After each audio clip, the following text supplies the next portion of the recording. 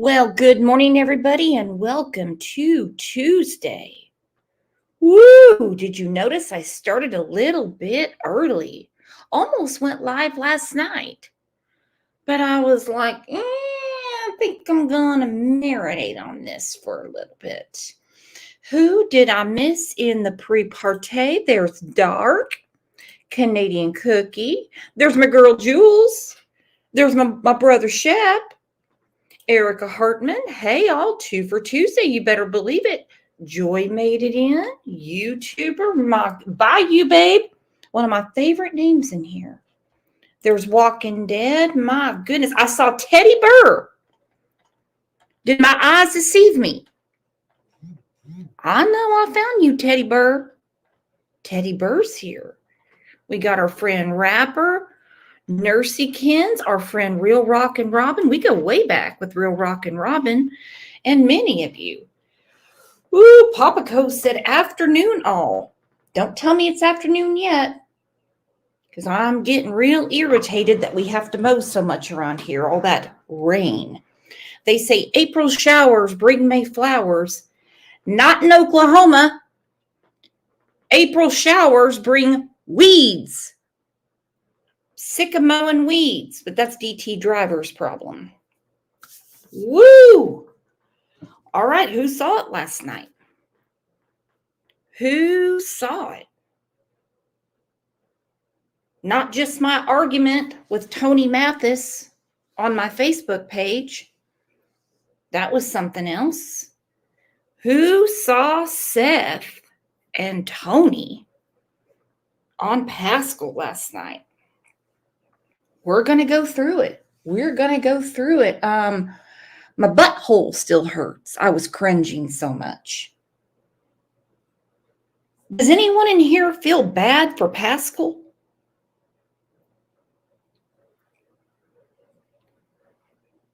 How awkward was that? I felt bad for him. I don't know how Pascal held it together. I mean, you could tell he was trying to keep things on track and it just wasn't working. I don't know why people are up in arms about this CPS report. No one expected that. For one, it's against the law. And 2, it's cringe. Now, it would have been simple to say there's multiple reports or I have what I need now. But it was crazy. It was just crazy. I mean, I was taking notes through it. And at the end, I circled. Instead of using the PR manager and kicking out the PIs and Trevor Lee, who is the reason we all know about this case, by the way, how about you just work with law enforcement? At this point, they're not going to trust Seth or Mr. Proud Socks. They're just not. Because they know they're all over Al Gore's internet. Let's take a second.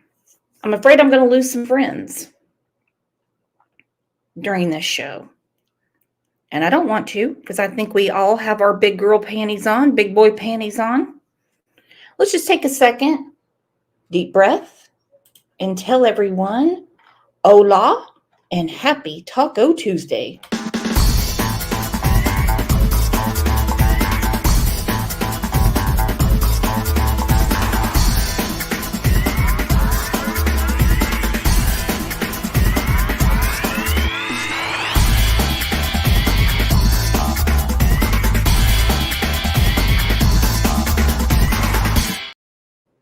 Look at that. Broken Golf Doll has on her lesbian panties.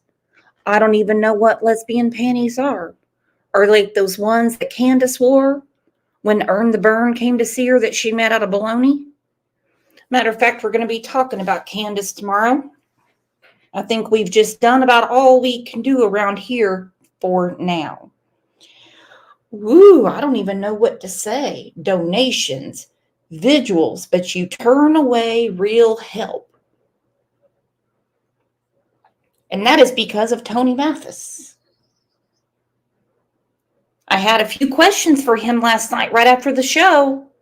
He was getting feisty on my Facebook page. He was getting all feisty. It's not even the business page. One of my questions is, since Seth has a lawyer, why isn't the lawyer sitting next to him going through these things? The way the PR manager puts it, unless you're sending money to them or kissing their ass at a vigil, you're no good to them. All the free investigating, the people going around with their own time, their own gas money, putting up flyers, yeah, that's okay. Of course, pissed off about people with YouTube channels. Well, I don't pick on how anyone makes their money. Why are they picking on it? It's not their business. I don't see NBC Nightly News with Lester Holt talking about Sebastian being missing. I don't see CNN talking about it. I don't see Fox News unless it's an affiliate. I'm sorry, I felt bad for Pascal, and I'm not saying he did a bad job.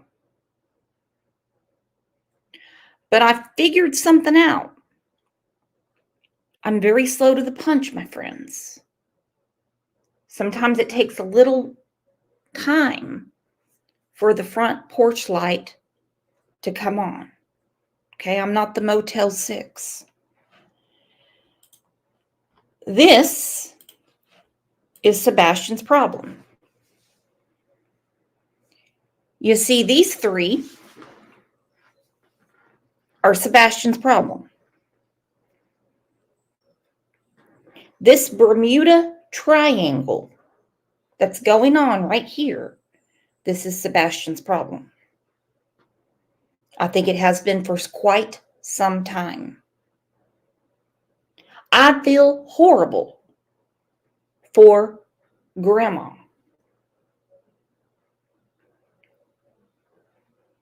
She's been making the calls. She's been making the trips from Texas. And they said she was basically unhinged last night. So whose team are we on? The Proud Sox team? Seth's team? Or just hanging in there for Sebastian? Because, we can talk about something, which is the case. Not that Sebastian is a something, but the case, which I guess is very simple.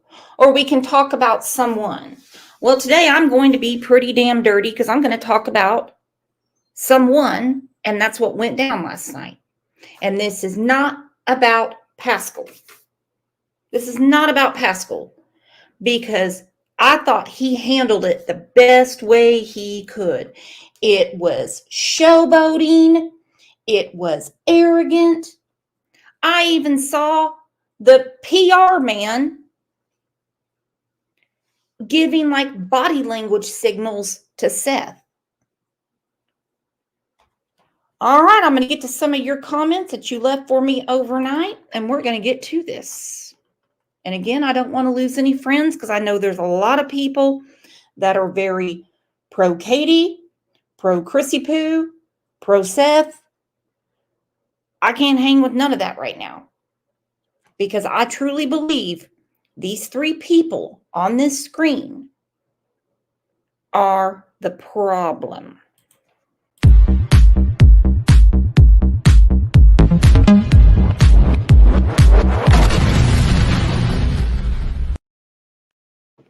All right.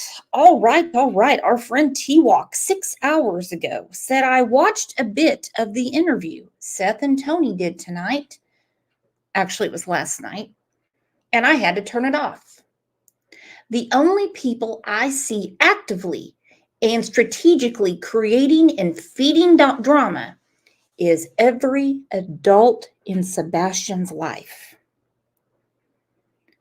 They now blame creators and the haters. And as soon as they hear something they don't like, they dismiss it as hate. In my opinion, Seth was under the influence of something during the interview, which was rough to watch. Seth is so desperate to show everyone he is a take charge kind of guy and has a spine. Meanwhile, you can see he is totally being played by everyone. In my opinion, especially by Tony, the PR manager. Do you think this showboating, this look at me, I'm the cock of the walk, this isn't from the comment, this is me talking, is because he's been put in his place by Chris and Katie so many times? To where now we've got the puffed up chest, we're right in the camera, we're smarting off, we're having team meetings. You don't want the drama, but you are inviting it. Woo, there goes Snazzy. Seth doesn't want drama, but he allows Tony to go on TikTok and blab his mouth about crap in such an unprofessional group. Seth is a pushover. I agree, Snazzy. T-Walk goes on to say, Seth is so desperate for validation that he used tonight's opportunity to show everyone that this is his operation and he is the leader of the shit show. Meanwhile, Tricky Tony is sitting there smirking and placating Seth by giving a false submission stance towards Seth, which pumps up Seth's fragile ego and non-existent confidence, while he is busy being groomed by yet another predator posing as his buddy who's got his back. Seth is totally missing what is actually going on, and I don't believe this is going to bring him any closer to finding Sebastian. Ooh, buddy. Ooh, buddy. T-Walk said, it's interesting how many people have quit or been asked to leave Seth's team. Quality team members. Tony reared his head and came into the picture. Just saying. And what I'm going to say to T-Walk is all of this. All of this. Now, I had a little, what do they say? Tit for tat last night with Tony. He blocked me from Facebook. Can you all believe that Tony Mathis blocked me from Facebook? I thought we were pals. Here, I thought we were pals. Thought we were going to exchange Christmas cards. I thought it was going to be great. I thought everything. I mean, I just thought we were all going to meet up together. But like a little bitch. Like a little bitch. He blocked me. Blocked me. Well, let me show you part of this. Our friend Trevor Lee, who, by the way, is the one that first started talking about Sebastian. I shared some flyers, said, what do you need me to do? He reached out to different creators and said, look, it's just, I called Trevor about, 2 months ago, two and a half months ago. And I said, my goodness, Trevor. I said, what I'm reading in all these articles is there is no sight, no sound, no scent of Sebastian. Something's really off. And he goes, yeah, it's looking that way. And so everybody started jumping in. Trevor drove from East Tennessee to where They live where Sebastian's missing. And he spent a lot of time, a lot of money, passing out flyers, helping with the search, everything. Well, after last night, you can see Trevor Lee. This is his comment to me. Tony made it clear to me tonight I'm not wanted in this case.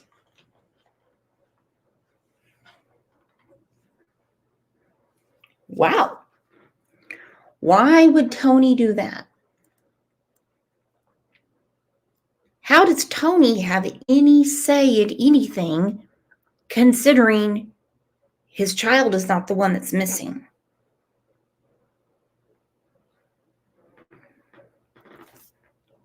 I tagged Tony. I said, but Tony didn't say that to other people, because Tony is lying about his conversation with Trevor. Trevor said he gave me his word over the phone this morning that Chloe, the private investigator, would be defended publicly. He allowed her to be disparaged tonight and was texting me as soon as the live stream ended.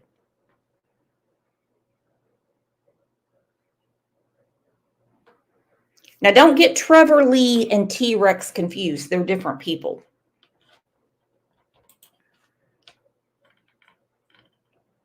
Let me find the rest of it. Trevor said, no matter how far they push me away, I'll always do what I can to find Sebastian. There's a 15-year-old boy out there somewhere that needs our help, not the help of a PR guy with more felonies than credentials. And that is a boom statement.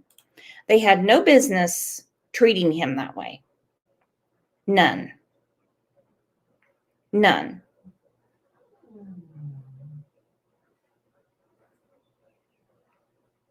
Ridiculous. And it's also ridiculous that Tony Mathis blocked me from Facebook. So glad we have another Tim Mullins. People were asking a lot of things in the chat. Some were answered, some weren't.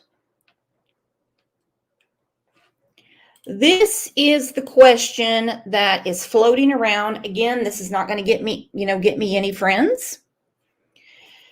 This is an email from JLR. Like him or hate him, I'm the messenger. Hi, Robin. This is to the grandma.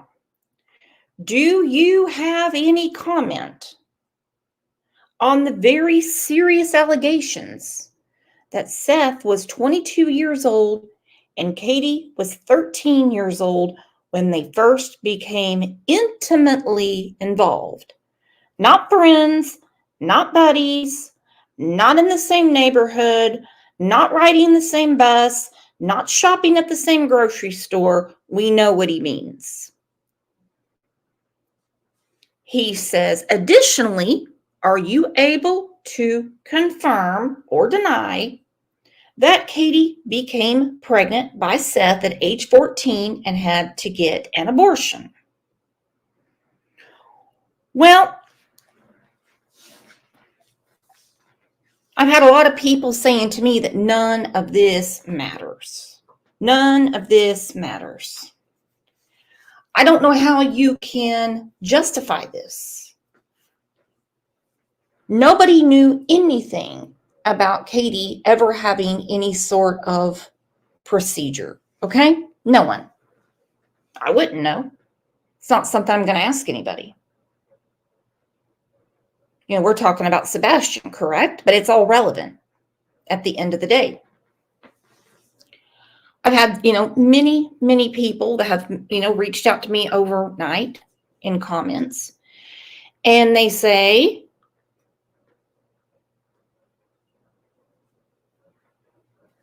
age is just a number. It's not your business how they met.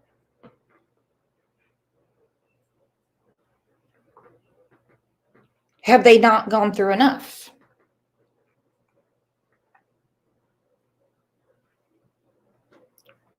My husband is 10 years older than me, and we've been together for 30 years.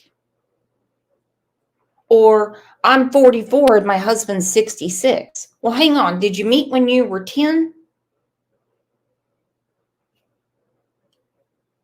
Seth is the one that was complaining on a panel one night about these abortions that she had. I asked yesterday, I said, were these before Sebastian was born or after? Because if we are led to believe that he met Katie at the age of 13 or 14, and they were just friends up until she turned 17, 18, whatever, and she has Sebastian at 19, then when did all these procedures occur? Seth told that, not me.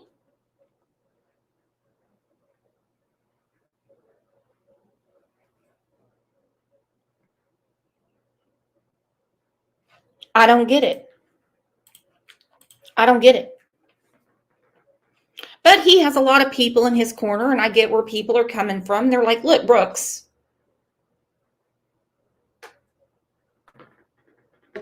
he misses his son. He just wants his son. He just wants his son. He just wants his son. He just wants his son. He just wants his son. Well, then ask Katie, because she was the one that was at home. I'm not going to justify that relationship. Not going to do it. Not. Just like I'm not going to justify CPS reports that went on in the home of the Proud Sox. No. Mm-mm.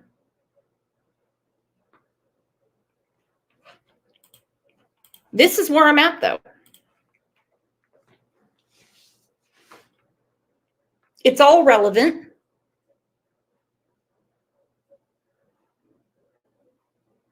And if Sebastian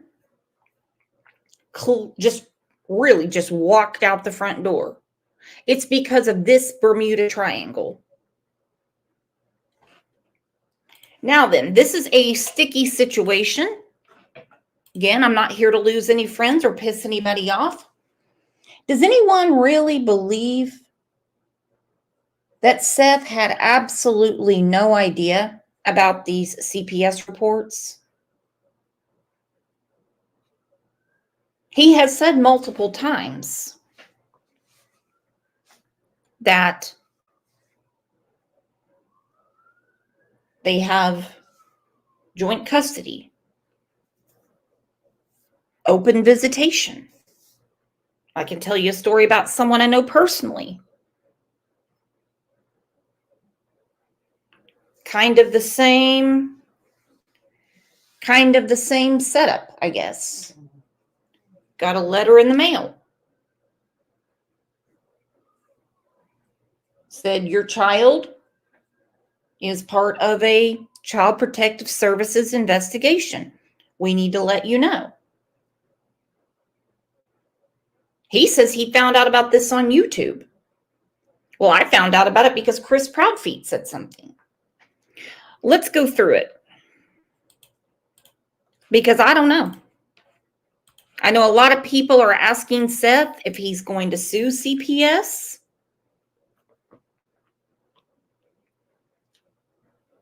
I mean, I do want to know. Why didn't you yourself not say something when you weren't told about the autism diagnosis? When he was dropped off with pull-ups on, why didn't you say something? Whatever roof you live under, you are the one to protect your child. Don't get me going on Chris and Katie. Don't get me going on Chris and Katie.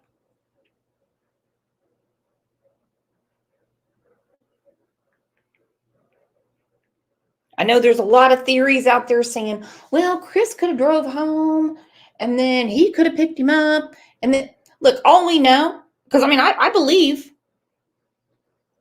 Seth's mama. I do. When she said that she spoke to TBI and they said they've talked to them extensively. He wasn't home. Seth's own private investigators told him, they released it publicly, that they know for a fact that Chris was not there. That just leaves Katie. So what do we have going on here? Unfortunately, I would say we've just scratched the surface. However, that surface is not getting anyone towards Sebastian.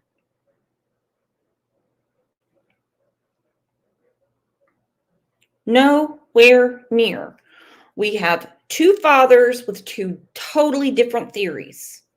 We have one who's currently sleeping with Katie that said he just ran away. He just walked out the front door. Darndest thing. Had to have gone somewhere, but the dogs are dishonest. Then we have the man that was previously sleeping with Katie that said she drugged him, but neither one were there. What the hell is really going on around here?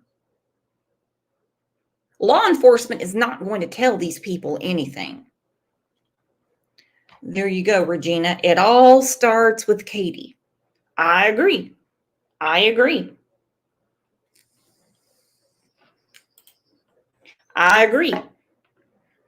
And cue ball here on the screen, he's not helping anything. He's not helping nothing. I do believe Katie holds the key. She was home. If they got into an argument at the restaurant, on the way home, leave it into the parking lot. Also, all of these videos that they're talking about, dash cams, other video, that's not for anyone to see. Seth has his proof of life. It's like that's the reason I don't get off of Candace's ass. Candace, you were home. Don can be the biggest piece of shit in the world. But you were home. Ask Seth that question. Right on. Seth. 100% guilty. Okay. So is everything amicable? Did you guys part ways in an amicable way, or what's going on Thought here? we did. You say that again. You thought you did? I thought we did. Only time will really tell. I pretty much told my team that, too many chiefs, not enough Indians, too many cooks in the kitchen, not enough, there's just.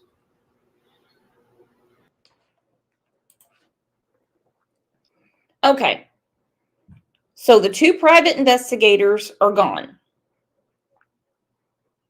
Too many chiefs, not enough Indians. Too many cooks in the kitchen.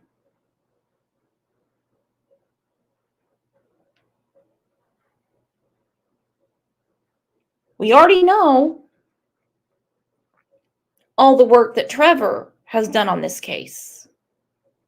He's worked really, really hard. I mean, my question is, why are you going to keep the PR guy instead of the people that are doing the work, the worky work? This is my son. All right.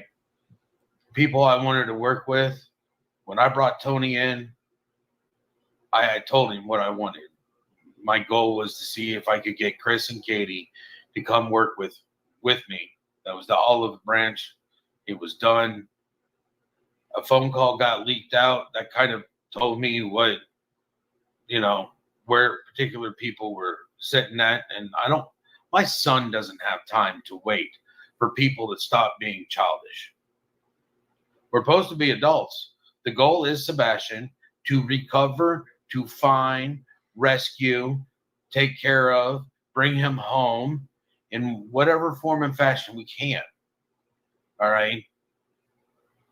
It just didn't seem to be going that way. And when I want to bring somebody in, and then people want to turn around and in the group, well, Tony's doing this, Tony's doing that. Well, I sent the engagement letter with these people 3 weeks before I even started talking to Tony. Yeah, it's interesting the amount of shade. You know, we need to talk about this because as soon as Tony came, The amount of shade is right. Speaking of shade, I had some in here. Someone said, I used to like you, but now your snarkiness and self-importance has overshadowed your delivery of the news. You think I've got some Katie Couric haircut? What are you talking about? No. No, we're here to discuss as friends. Bye, you babe said. He's trying to say Chloe leaked that call. That's because so many people have pointed the finger straight at Seth and said, you leaked the call. There was a promise made yesterday morning before this show. And that promise was not to run that private investigator through the mud. And, well, I think that's kind of what happened. came onto the show last Friday or something of that sort. There was not last Friday, but the Friday before, I'm sorry. There was a lot of backlash. Tony got a lot of hate for just showing up and just trying to be a supportive, just be a support system and help relieve some of the heavy lifting that was weighing on your shoulders. And then, of course, there was a PI that stepped down around that time. There was an announcement. To step down. I still have regular communication with her. Okay. I do too. And that's great. And that's great. But I think as soon as it was the timeline, I think Tony comes on, Heather steps down, then there's another PI now that's stepping down. And I think a lot of people were very, very quick to assume that Tony has something to do with, say, this other PI stepping down. And you guys are trying to they're assuming. So you're making it very clear. Making an ass out of me and you. Assume. Okay. Tony had nothing to do with it. Tony wasn't even at the meeting that I brought everybody into so I could speak to him. And I laid it all out. Okay, so Seth is saying this is his decision to get rid of the private investigators. It's totally his. Okay, so why was that nasty message left for Trevor when Trevor has drove from East Tennessee to that area several times to pass out flyers, help with the search? Who else is going to be run off? This is not a game. Dark said, I don't understand if your intentions are true. Wouldn't you want all the cooks? It's not about chiefs and Indians, as Seth said. It's not about too many cooks in the kitchen. Because like right now, you've got nobody working together. You've got no one. You've got Seth and the PR manager. Now, don't get me wrong. Law enforcement definitely is on the case. But they're not going to give out the information that they want. Nick Barris has already said they need a tip. They need to know where to go.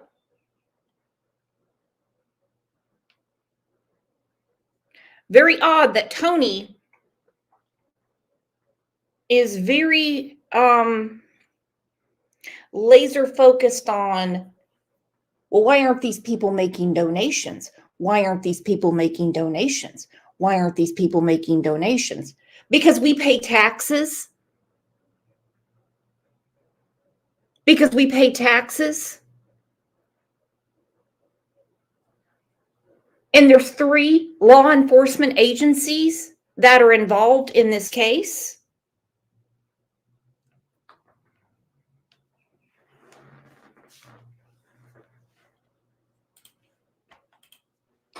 And, you know, the responses and the answers I got were not concurrent with my goals. Okay. Somebody sits there and literally tells me that, you know, they're that I'll cut forward to what she posted today on her investigation. Well, last time I checked, this is my operation. All right. I'm the one looking for my son. And she wants to go her investigation. And then I have found out that not all information was shared with me. Some things were, you know, not shared with me. I don't appreciate that. Hang on. Is this like at Christmas time where you get one of those Fisher Price sets that says, you know, you can play doctor, you can dress up as a fireman? This is not Seth's investigation. This is between the FBI, the TBI, and local law enforcement, and whatever other agency they have brought in. What is he talking about? Is he so sleep deprived or so grief stricken that he's not understanding this? The team is law enforcement. Everyone else is just a helping hand. Stephanie Murray said, Brooks, do you find it weird that there's no reward in place, but there's donations and GoFundMes? Yeah. Yeah. Because if law enforcement believes someone has information, they themselves will put out a reward. There's some cases that have been going on for 20, 30 years, and it still says $50,000 reward. And sometimes they don't do it at all because they know criminals won't talk. That's interesting, Seth. Can you expand on that a little bit? No. What information wasn't given to you? Was it crucial information, or it was just like little bits here and there? If you're not going to give me a lead, or you're not going to check up on a lead, and then all of a sudden I've got to take time from what I was doing and turn around and, you know, check up on a lead or check on something else when, you know, that's taking time out from what I'm trying to do. Mm-hmm. I mean, it's still, I'm doing it. But if you're going to have a part, you need to play your part. I see. So something got leaked. Let's move on.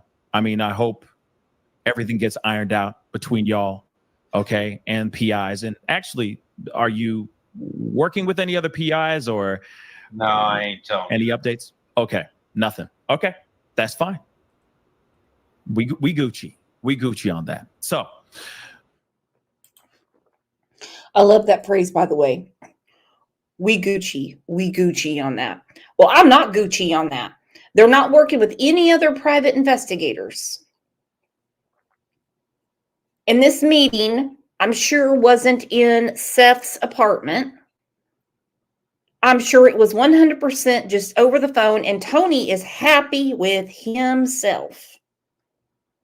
And the only thing I can think of is because the cash is pouring in. That Chloe woman never asked for anything. You've got people that are dog handlers with certified canines begging to help. The help is out there. Now, what the hell is going on? It's a shame. It's a damn shame.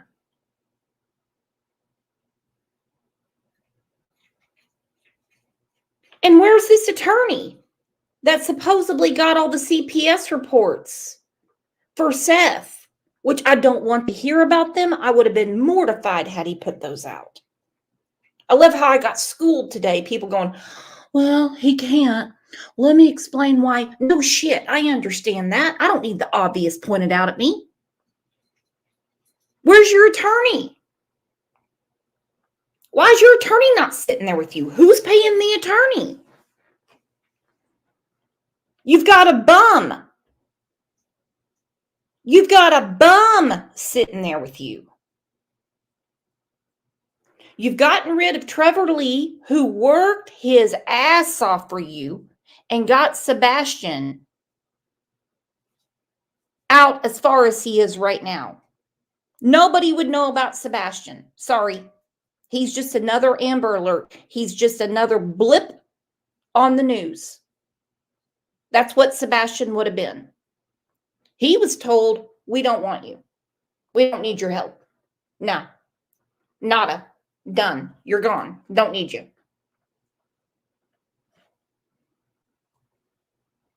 But we have the TikTok detective and Seth saying he's running the show. This isn't going to work.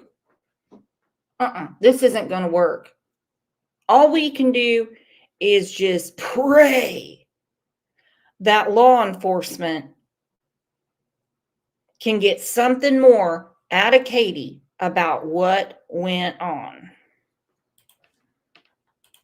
Moving on. Let's talk about this here. The leaked audio. Chris Proudfoot made a phone call, and that information or that phone call got leaked. Can we just tap on that for a quick second? Because this spawned the gloves are coming off from you, Tony, on your recent TikTok conversation. Can you expand a little bit on that and why suddenly the gloves are off now and not before? Go ahead, Seth. Go ahead.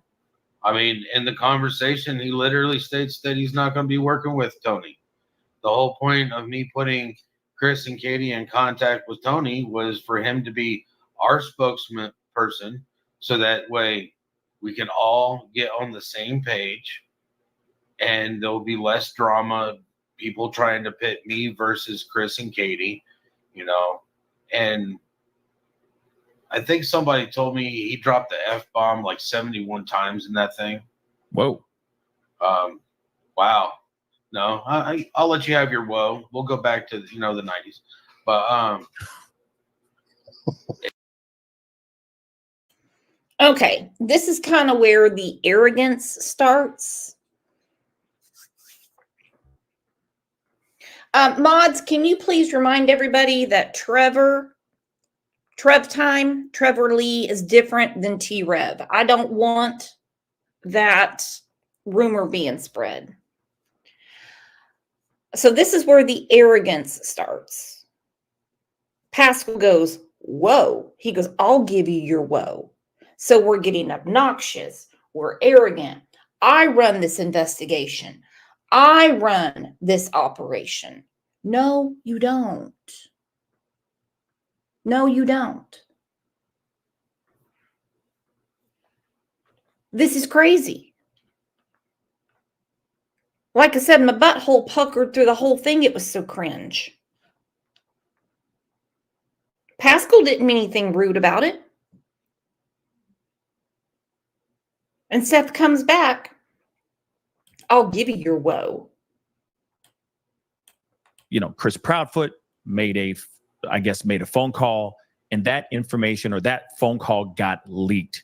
Can we just tap on that for a quick second? Because this spawned the gloves are coming off from you, Tony, on your recent TikTok conversation. Can you expand a little bit on that and why suddenly the gloves are off now and not before? Go ahead, Seth. Go ahead. I mean, in the conversation, he literally states that he's not going to be working with Tony. The whole point of me putting Chris and Katie in contact with Tony was for him to be our spokesman person, so that way we can all get on the same page and there'll be less drama, people trying to pit me versus Chris and Katie, you know, and I think somebody told me he dropped the F-bomb like 71 times in that thing. Whoa. Wow. No, I'll let you have your woe. We'll go back to, the 90s. But it's just he made statements in that it's like, okay, well, obviously trying to work with him, olive branch that was being extended from both sides, that it may have been a recorded telephone call, but it showed it showed the path that I'm looking for is not the path that he's on. My goal is to find my son. Okay. I'm not in for this drama stuff. People say I'm starting it. I don't really care what they say. All right. My classic phrase. So, Tony, do you have anything you want to add to what Seth just said? Let me, I'm sorry, I just had my phone ring. Let me see if I can get this. There we go. Okay. So what are we talking, Pascal, help me. Are you having me answer, why the gloves are off? Is that what I'm answering? Yes. I just want to hear from your own mouth why gloves are off. Yeah. Can you not pay attention, Tony? You're not doing this for your health. Can you not follow dialogue? Can you not follow a conversation? Oh, are you asking me why the gloves are off? This way where we can all three see each other. It's fine. Yeah, because yeah. So the leak phone call we'd had for a while, 8-9 days before it was leaked. So that's one of the things. It's the fact that he called into a show and pretended to be Billy Bob Thornton, and essentially what he was doing is he was making fun of an autistic child. And it's the way he talks to people in general. It's all the talk shows he called in when he told us that he was going to stay off social media if I helped control Seth and kept Seth from getting crazy. Then he's out there getting crazy, and at the end of the day, I mean, I hate to say it, the guy's just not a good guy. Yeah. Okay. No, that's fine. That's fair enough. I mean, the leaked audio, that phone call is not so great. And yeah, the phone calls that he's been doing as of late have not been optically good at the end of the day. Let's keep it real. Okay. The PI aside, just a question, just food for thought, because I don't know what went where. And I have my suspicions about who leaked it. I'm not going to go through the phone call today. I might stomach it later this week. I don't know. Why didn't, when it fell into certain laps, Tony is one, Seth is one. Why didn't they give it to law enforcement? Why did they sit on it? Why would you hold back any information from law enforcement? Because at the end of the day, they can't get a warrant. They can't take a file to the DA and say, time to press charges.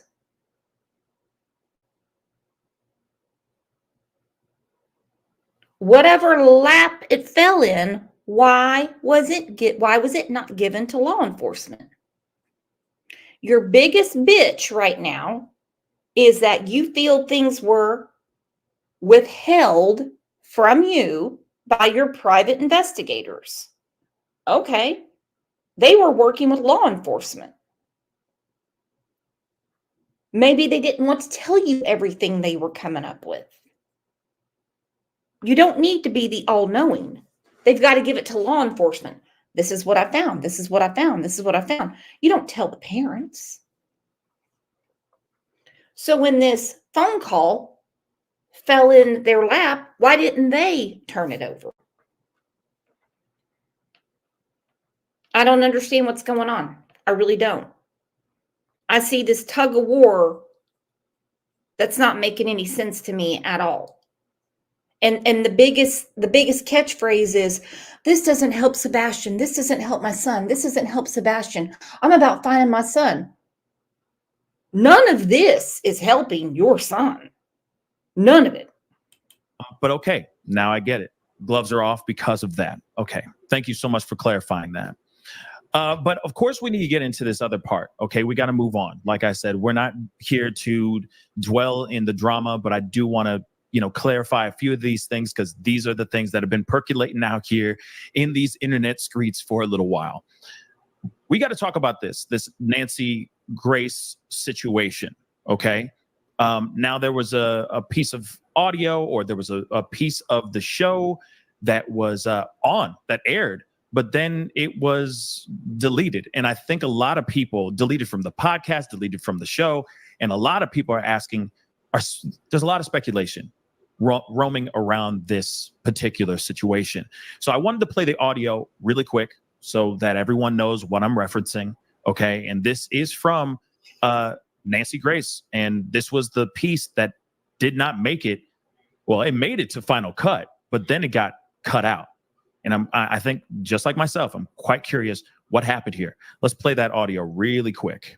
Following are paraphrased questions and responses from Seth after a polygraph was conducted. What is your theory of what happened to your son, Sebastian? What did Seth say? He explained to me that Sebastian was routinely taking a sleep aid, and he believes that Sebastian probably wouldn't go to sleep. So his mom, Katie, overdosed him and caused his death. That's what he told me. Now, this piece of information, hopefully everybody heard that. You guys heard this? Fellas, you heard the audio clip? Yeah. Yes? Before we get to that, simple question. Simple question. If he believes that she over-medicated him to make him go to sleep and caused his death, then why did you run to North Carolina when a child resembled your son? If this is what you believe, then why did you run your ass 6 hours down I-40 asking for information that is not going to be pervy to you? Wishful thinking or not, I don't get it. But this is what you're telling people. I know why Chris and Katie weren't there. I know why they didn't go. So if it's hope, it's wishful thinking, like I've been saying.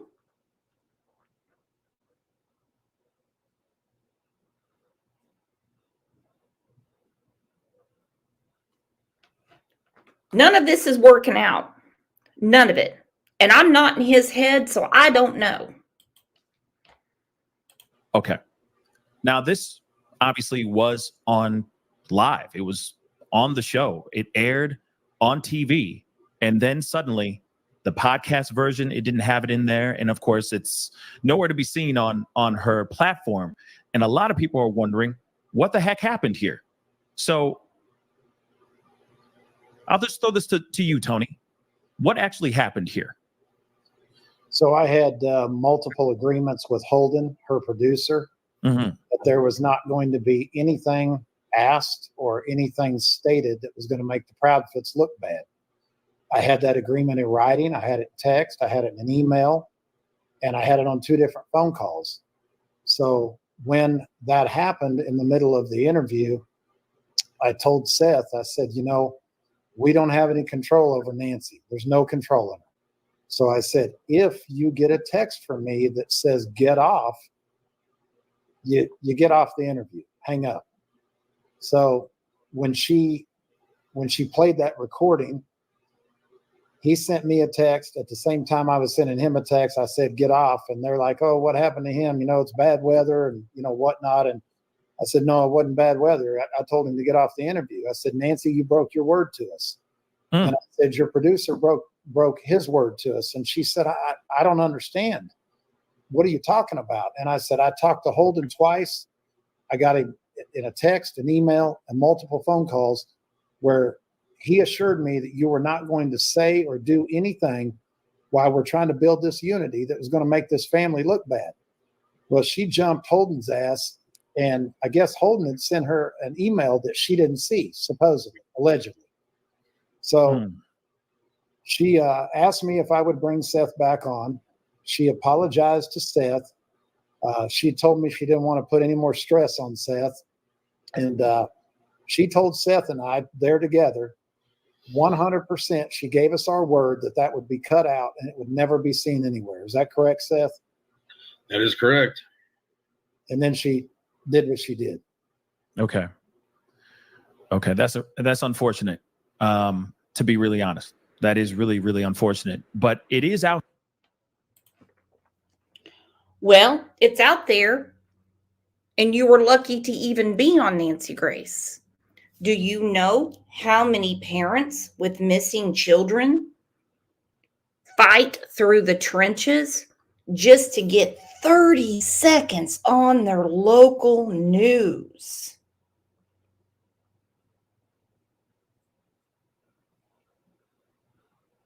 And you're not going to tell her how to run her show. To me, it's not unfortunate. It's his opinion of what his ex-wife did to his son. There needs to be more focus on Katie and less on Chris and Seth. These two men are taking all of the paintballs in the ass for her. Snazzy Trinkets, thank you for the super sticker, said, why does Tony feel he can control the questions asked during a poly or after with a former FBI? Why does he care if the Proudfoots look so bad? That's what I want to know. Who are you really working for, Tony? He says he wants this unified unit. He wants this unified unit. All three of them. None of them to look bad.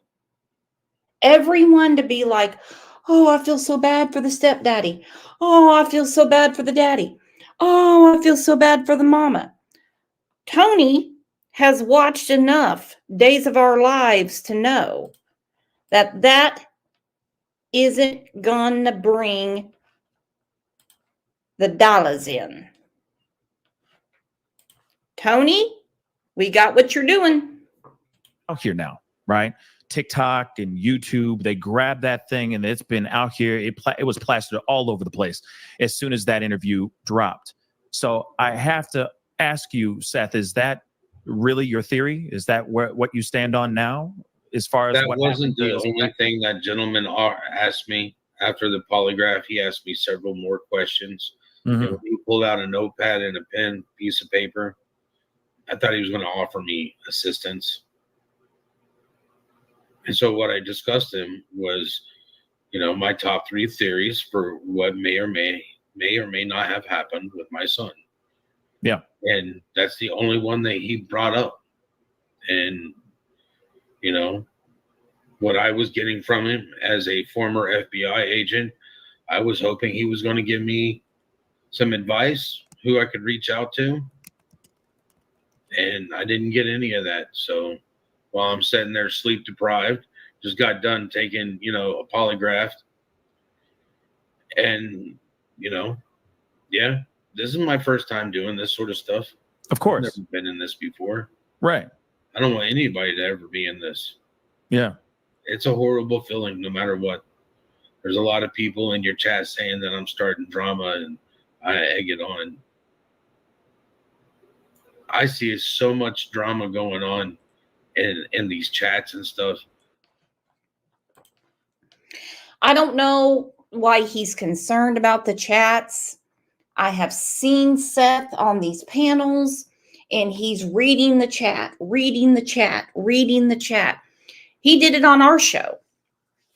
He wanted to see the chat. He was really, really about the chat.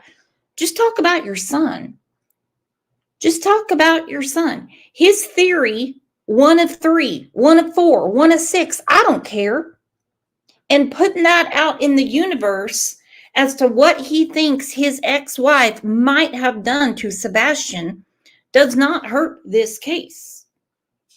And good luck trying to sue Nancy Grace. It's called freedom of the press. And he said it. He said it. He said it.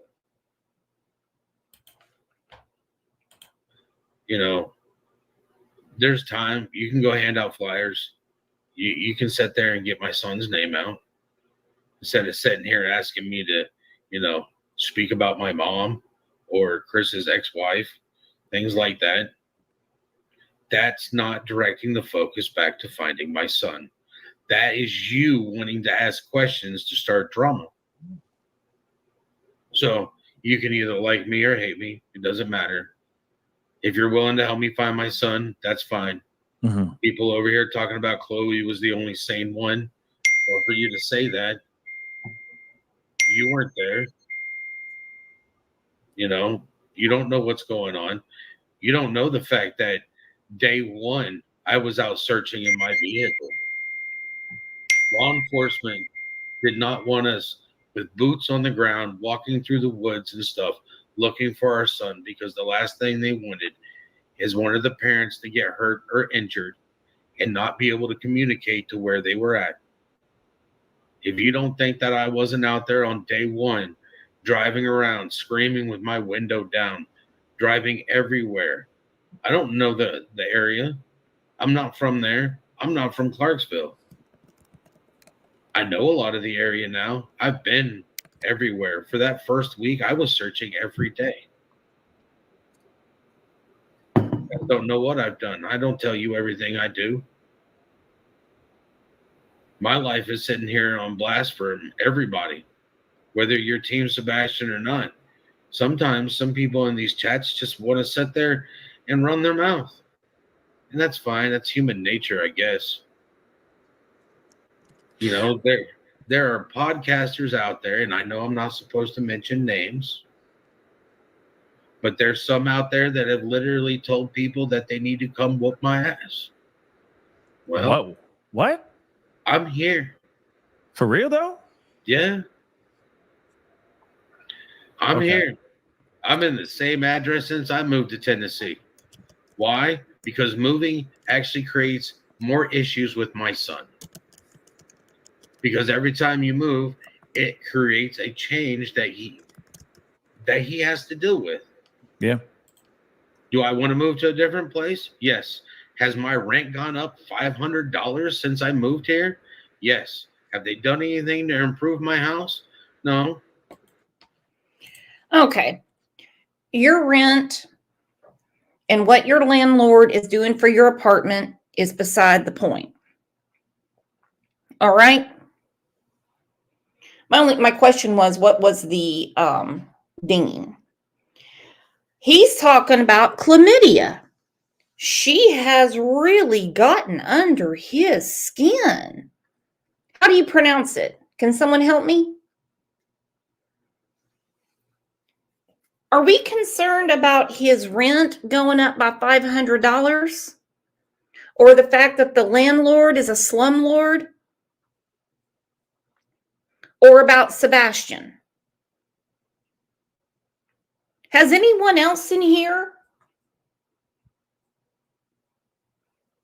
experienced their bills going up?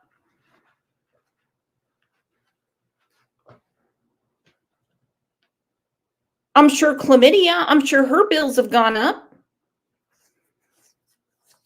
My bills have gone up.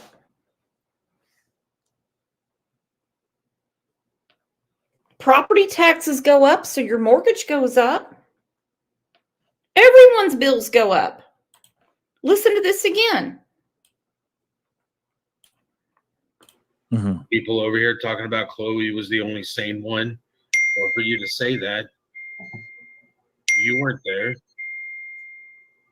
You know, you don't know what's going on. You don't know the fact that day one, I was out searching in my vehicle. Law enforcement did not want us with boots on the ground, walking through the woods and stuff, looking for our son, because the last thing they wanted is one of the parents to get hurt or injured and not be able to communicate to where they were at. If you don't think that I wasn't out there on day one, driving around, screaming with my window down, driving everywhere, I don't know the area. I'm not from there. I'm not from Clarksville. I know a lot of the area now. I've been everywhere. For that first week, I was searching every day. I don't know what I've done. I don't tell you everything I do. My life is sitting here on blast for everybody, whether you're Team Sebastian or not. Sometimes some people in these chats just want to sit there and run their mouth. And that's fine. That's human nature, I guess. You know, there are podcasters out there, and I know I'm not supposed to mention names, but there's some out there that have literally told people that they need to come whoop my ass. Well, Whoa. What? I'm here. For real though? Yeah. I'm Okay. here. I'm in the same address since I moved to Tennessee. Why? Because moving actually creates more issues with my son. Because every time you move, it creates a change that he has to deal with. Yeah. Do I want to move to a different place? Yes. Has my rent gone up $500 since I moved here? Yes. Have they done anything to improve my house? No. But I stay here because it's easier for my son to stay here and for me to pay more for my rent, for him to be safe and comfortable at our house.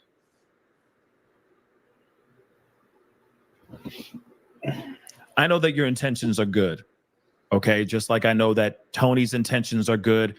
You're the team that's been involved with everything, even all the way down to the people who have left the search, like the PIs of the past and all that stuff. They all have been here for the greater good to try to find your son. They're all volunteers, and I all appreciate every one of them. But I think that They're all volunteers, every one of them. So why are you turning them away? You're saying that your rent's gone up $500. They haven't fixed up your apartment. It's not a good thing to go from the dump he's living in to something nicer for Sebastian. You think Sebastian's feelings would really be hurt if he's like, look, son, I found a nicer place for us. I don't think Sebastian would be that upset. Now, I look around Seth's bungalow, okay? Chris and Katie were prepared to send Sebastian to live with Seth full time, as opposed to their over $500,000 home. Remember, we've got 3 people in this scenario. 3. Chris, Katie, and Seth. Chrissy Poo, Sethy Poo, and old Katie Poo.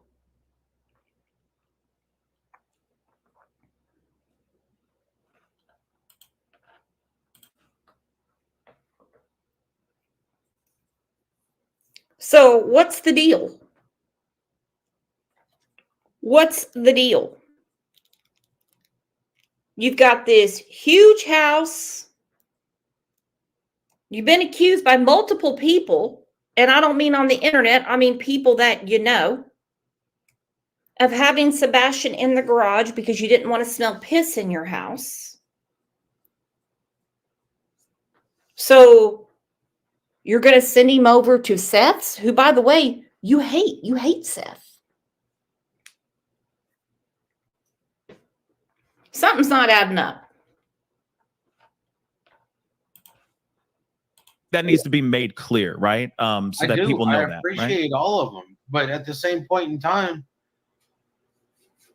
I need everybody to work together. And I needed people in my team to work together. If I bring in more people, it's because I need more people. I need people who have SAR training. I need people who have the resources that I don't have, that I can't afford. Lord knows I cannot afford to go drop $32,000 on a water drum. Yeah. Can't go buy a boat. I can't do things. You know, people talk about my GoFundMe that's now shut down because I'm just tired of it. Well, don't shut your GoFundMe down. $1's a dollar, right? Have Tony bring his boat from Grand Lake, Oklahoma. He was just bragging a few days ago about how he fueled his boat up over on Monkey Island. Have Tony load up his boat and bring it to you. Problem solved. Tony, lend Seth your boat. Tony has like 2 or 3 boats. And you've had plenty of people that wanted to work together. You keep sending them away. You keep sending them away. I use that for stuff, for flyers, for making sure we can get things taken care of. And yet I get nothing but grief about it. You know, one thing I do want to just interject here really quick. I think one thing that people tend to forget, one, everyone's passionate about trying to find your son, right? We're all emotionally attached to this case. We all want to know what's going on. We all want to break or crack the case, right? And find your son and bring him home to safety and all that. But I think people forget that this is not like a startup company. It's not a game. This is not my son's life is in danger. I think people forget that when you lose somebody, it's not like this is something that you just wake up and know how to do. It's not like you can just pull up, Google it and go, how to build a team to find a missing person. You are shooting from the hip a lot of the times. And I think a lot of people forget that. And we need to bring that reality back into the conversation real quick. Instead of everybody doing the backseat driving, realize that, hey, there's mistakes that are going to be made. There's going to be bumps on the road because this is not something that people do every day.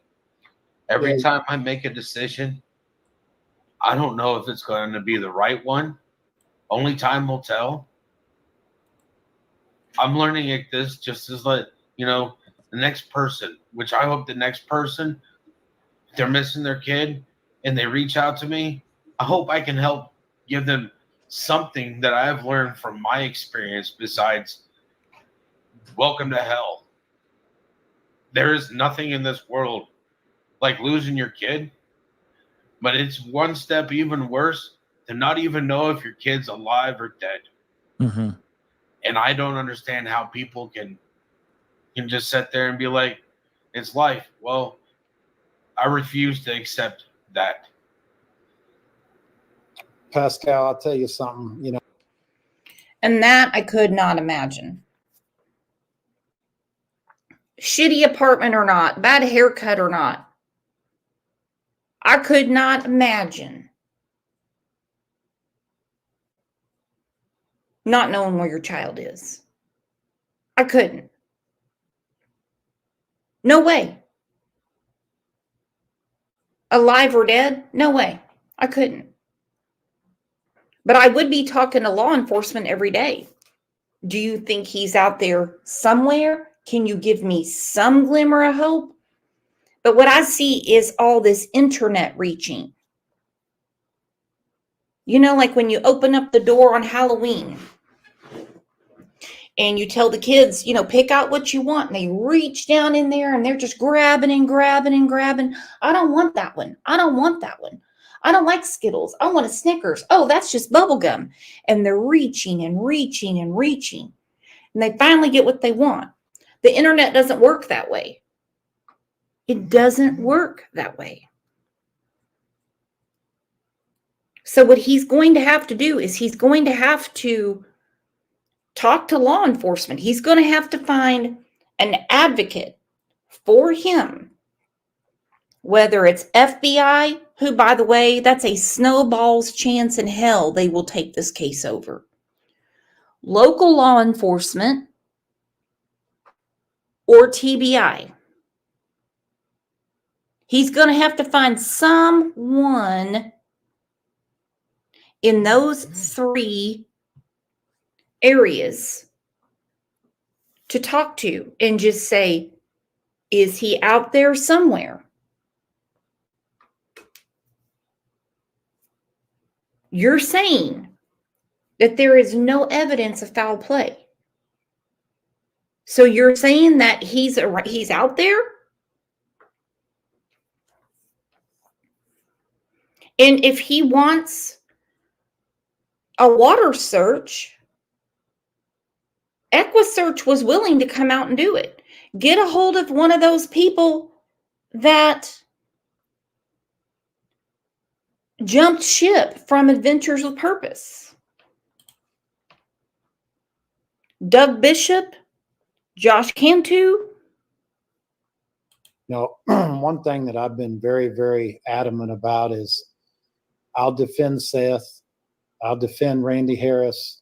I just don't get into defending myself. But I looked over and I got the comments turned off now, but you've even got people in your chat that are causing trouble, and you got people making little petty comments like, he's not paying attention. He's on his phone. Well, let me explain something. Since people want to make statements and they don't want to ask questions, which is what you're great at, is asking questions. I have literally a very demanding 24/7 job. I work essentially in the oil space. I have to be reachable by phone 24 hours a day, 7 days a week. A normal day for me right now looks like this. I'll work 8 hours a day minimum, sometimes 10 hours. During that day, I'm also working for Seth, but every night I'm putting in another 8 hours for Seth. Every single night, whether it be on TikTok, whether it be researching, whether it be gauging what the mood of the public is, whatever that is, and then I get all these videos I got to look through. We got people that are breaking down a video that somebody else did, and they're criticizing us, and they're making money off of Seth's son, and they're doing all this craziness. Look, those are true vulture calls. When they're sitting there and taking a conversation that Tony is having, which is an actual conversation, they're discussing it. It's not a podcast.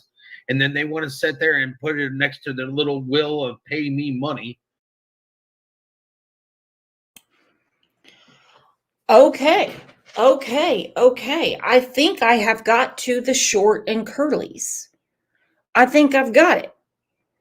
Tony and Seth are pissed about platforms that are monetized.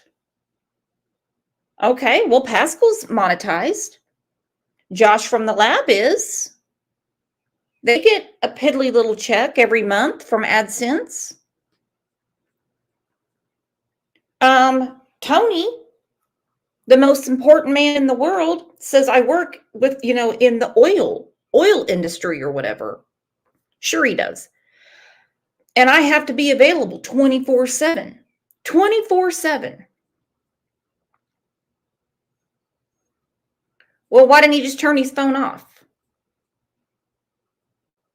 I don't think for this hour and 40 minutes, anyone's going to go to the Quick Trip and there's not going to be any fuel there because Tony had his phone off. He's full of crap. And they're both. You can see where their eyes are. They're looking straight at the chat. So is this about Sebastian or is it about your feelings? You don't need to be looking at the chat. You don't need to be looking at the chat. Get out what you need to say and be done with it. Pine Needles said EquiSearch tried, but he yelled at the lead guy.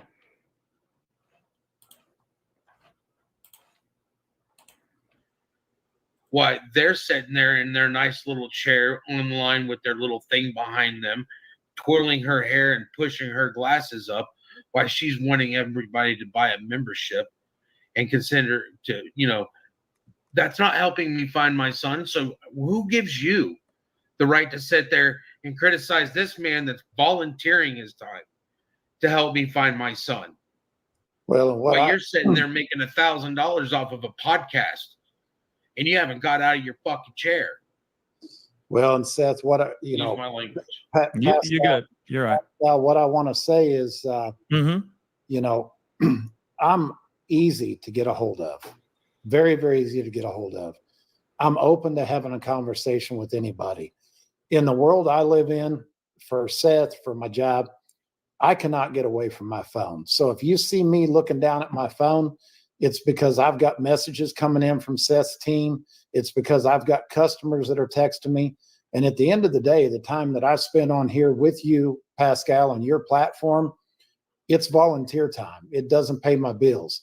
So life for me doesn't stop, unfortunately. I have to keep working for Seth, working for my company.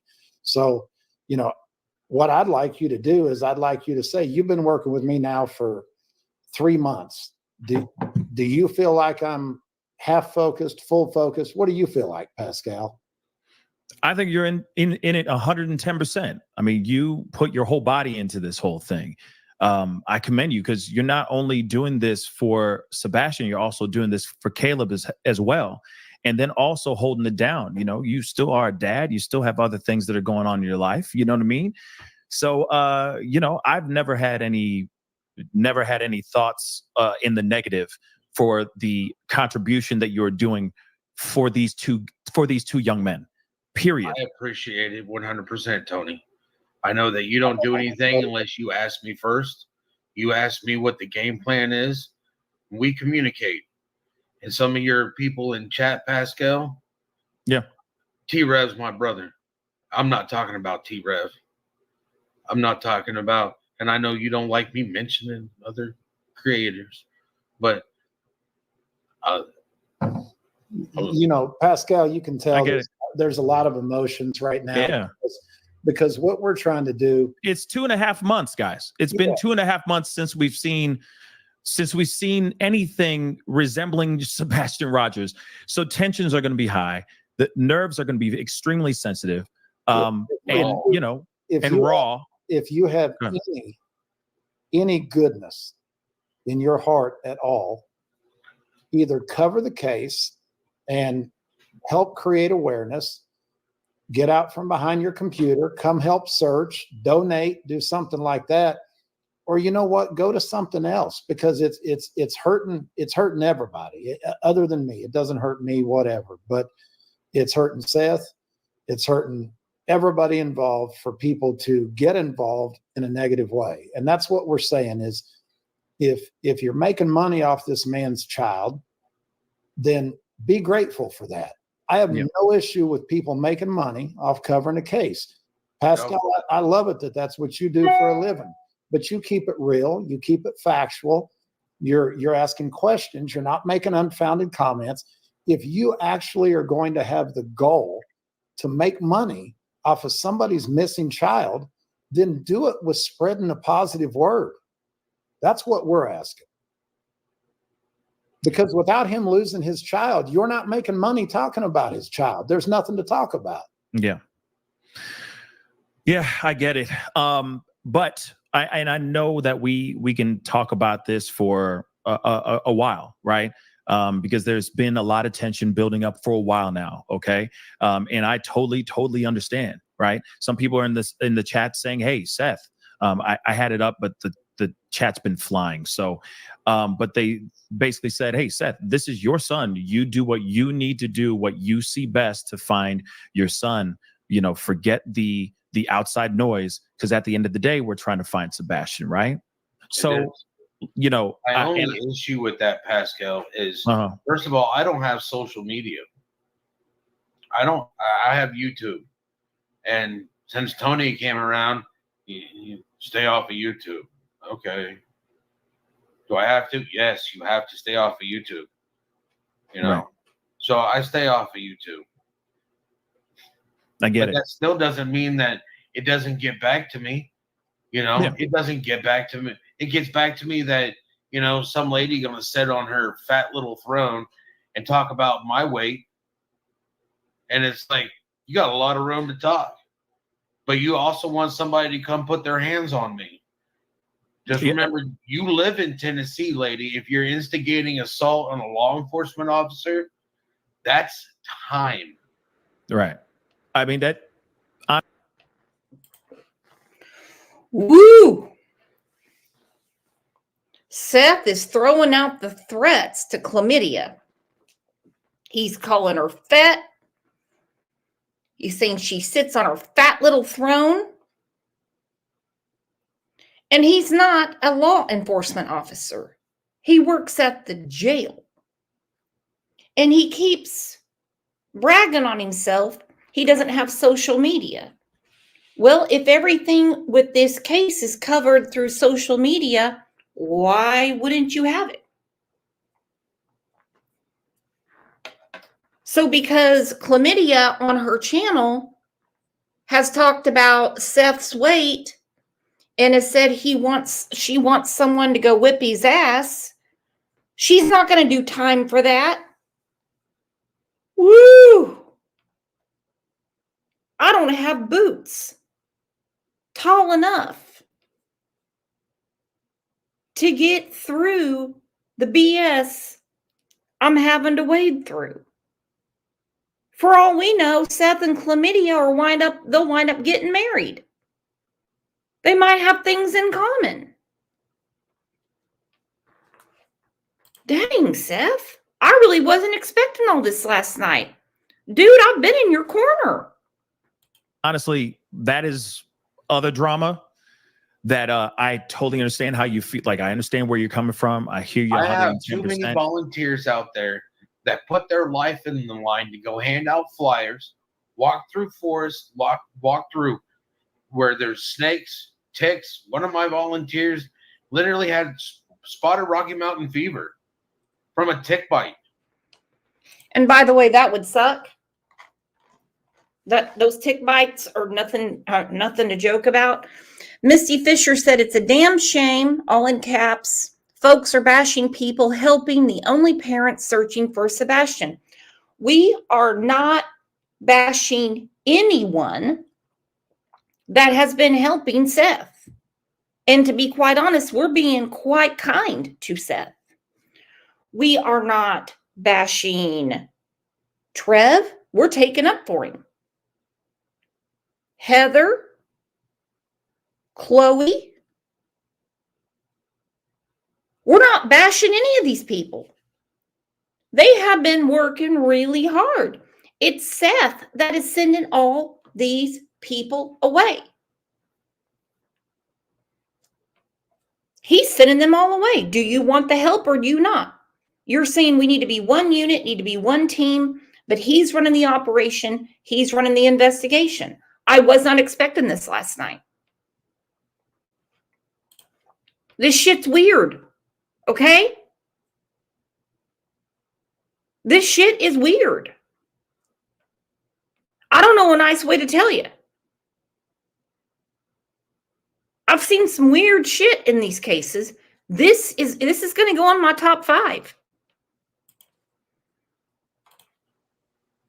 People don't know what my volunteers are going through. Mm-hmm. All right. And then you want to add more because you want to sit there and, have people follow people around. And get a life.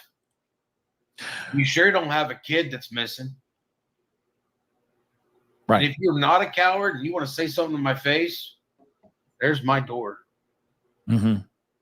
Certain people have put my phone number out on the internet. That's not good. That's never good. And that's not how you do things out here, guys. That's not how you do things. But okay. I think we've gotten to get, you gotten a chance to get some things off your chest. understandably, there's been a lot of tension as of late.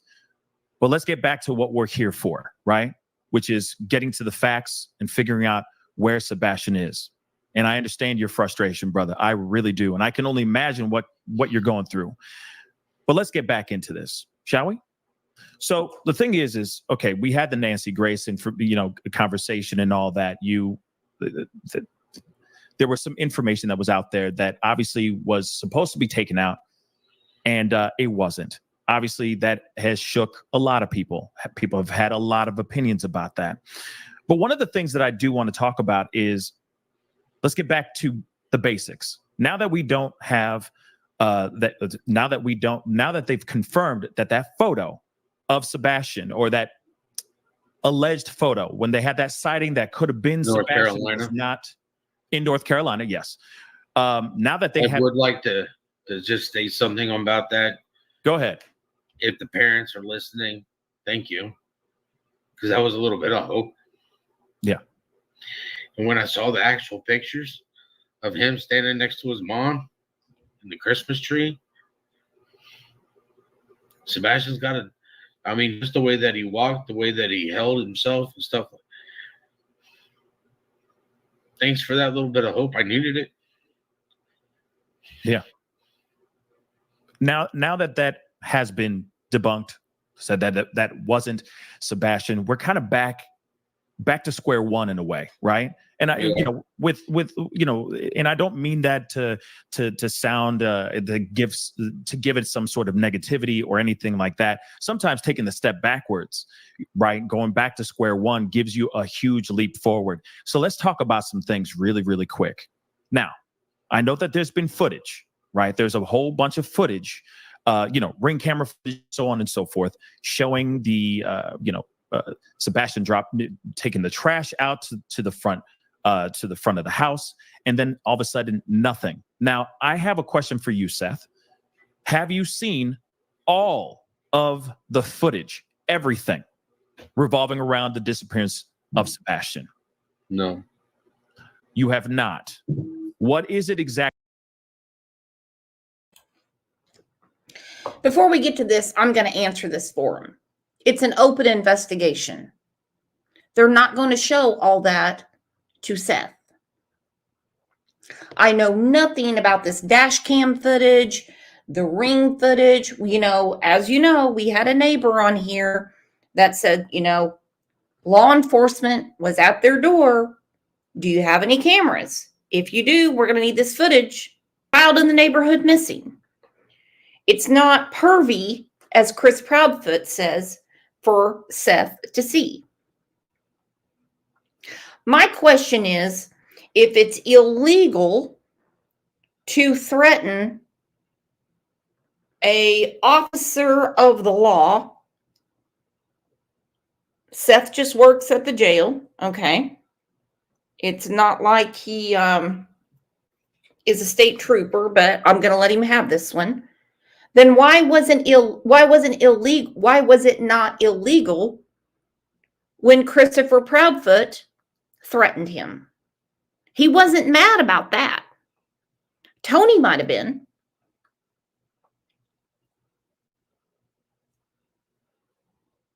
Tony was like, gloves are off. We're not dealing with him anymore. Look, do you want the answers or not? Because you're not going to get them out of Katie. She's not talking to you. The only chance you have is with Christopher Proudfoot. So why was he not up in arms when Chrissy Poo threatened him, and he has many times, but he's wanting chlamydia locked up? It makes no sense to me.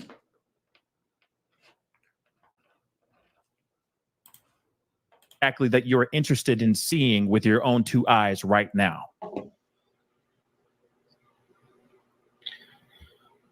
Everything.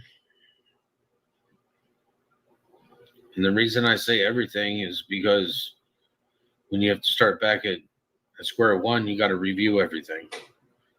So a lot of mine is just reviewing what I already know in my mind, things that I've seen, some of this stuff that gets pulled up, I don't know if it's, if it's real or not, and I don't have access to it like the police department does. Okay.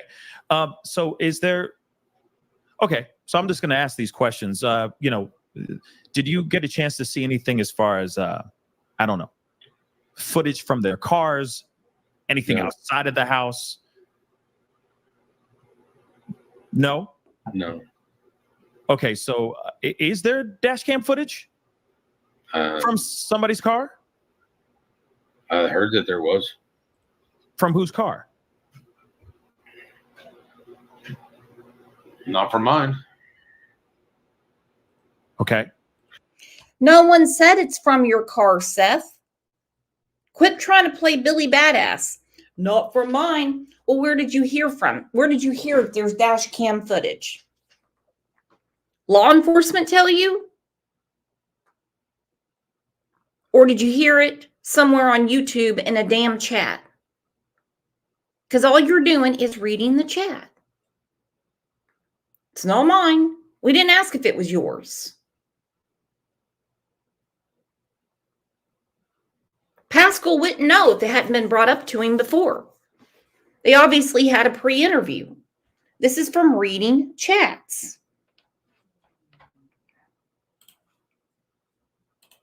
I don't have a dash camera. But somebody does. Somebody does. Okay. But you haven't seen that footage. The police don't put it out. I don't see it. Word. Tony, any thoughts on that? What falls under my wheelhouse is not the investigation. So unfortunately, I don't know anything about the dash cam. Interesting. Okay. So obviously there's footage that you've only seen, Seth, so far since the last time we talked. The only footage that you've actually seen is proof of life walking out of a Texas roadhouse, correct? Yeah. But there's a slew of other footage that you still have not seen. Correct. Especially in people's cars and outside of around the house, per se. Yeah. Okay. Interesting information. Now, when it comes to, we have got to talk about this. This is not going to be an easy conversation, but I want to make sure that we address this because there's a lot of people that are reacting to some things that Seth, your mother, put out here recently, saying something along the lines of she knew about Sebastian's encounters, for lack of a better term, with Chris Proudfoot. And I know that there's been a knee-jerk reaction over the past 24 hours of people feeling some type of way about why she hasn't reported or why she didn't report those things in the past if she had known. Can we expand on that? Can we talk about that a little bit? We don't have those answers. We have not talked to her about what she knew, why she didn't report, whatever. What we know from the other case I'm involved in is that grandmas get emotional. We don't blame her for anything she said either day. She said one thing one day. She said something completely different the next day. We don't blame her for either one of those things. Look, in these situations, the grandmas feel helpless. I have a big, big, big problem with this. Yes, I know there is a social media tour going on. Different panels, News Nation, Nancy Grace, you name it. Speak to your own mother. You're making it sound like she shits in her hand and writes her name on the wall with it. You haven't spoken to your own mother about what she has said online. She has flat out said that she was sworn to secrecy about what was going on with Sebastian.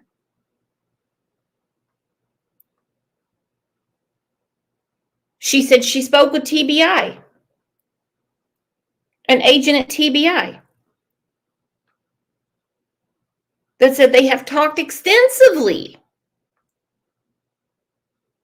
with the Proud Sox.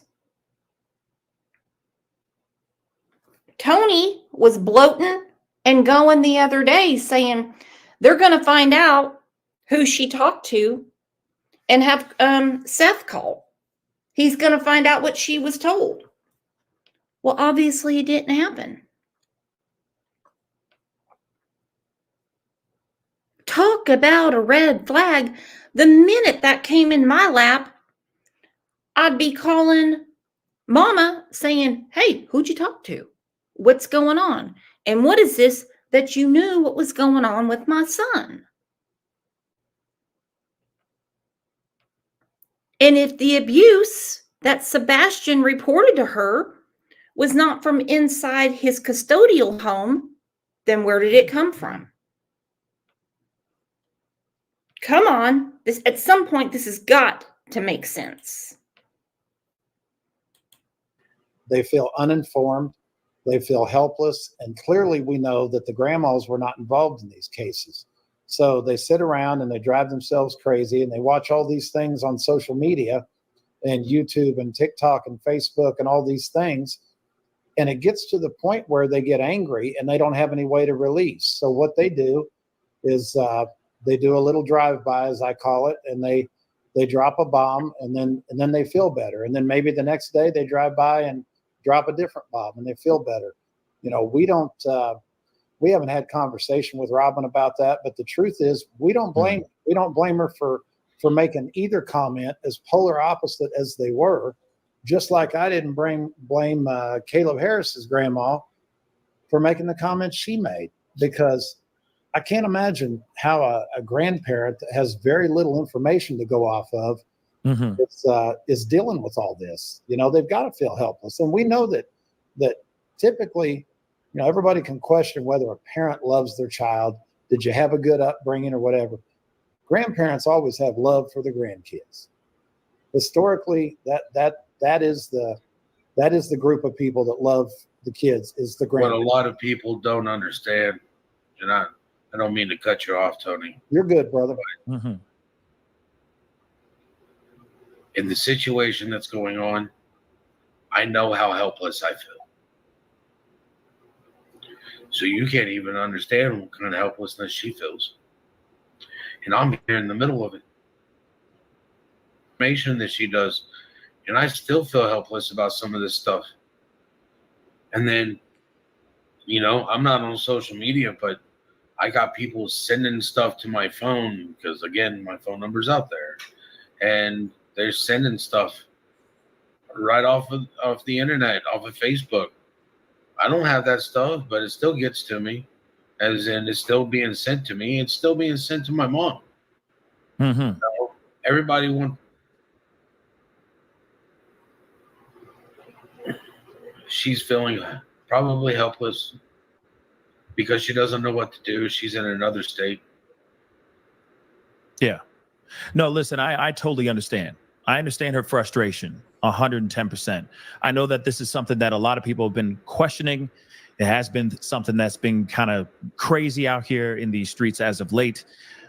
Just that information. It was a bit shocking. And of course, at the end of the day, it's still, you know, some insight into the possible dynamics that were going on inside that house before he disappeared. And I couldn't agree with the host, meaning Pascal, more. So when people say, that has nothing to do with it, that has nothing to do with it, that has nothing to do with it. Of course it does. If the grandma, which she has been in every one of these groups for Sebastian, is saying she was sworn to secrecy, then explain to me why her son isn't asking her about it. This whole she feels helpless, I'm in the middle of all this, My rent's gone up $500. My apartment's a shithole. Why not ask your own mama?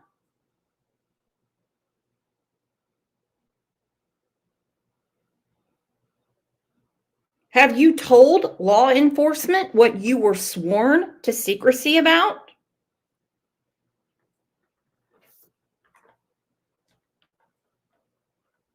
What was the secret? What was she sworn to secrecy about?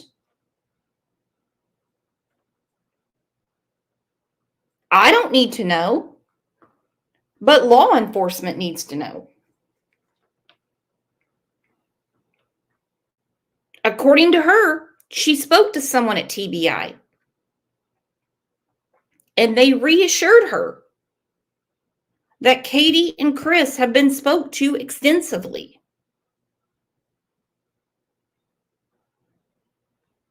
And if you're one of the ones that cares about polygraphs,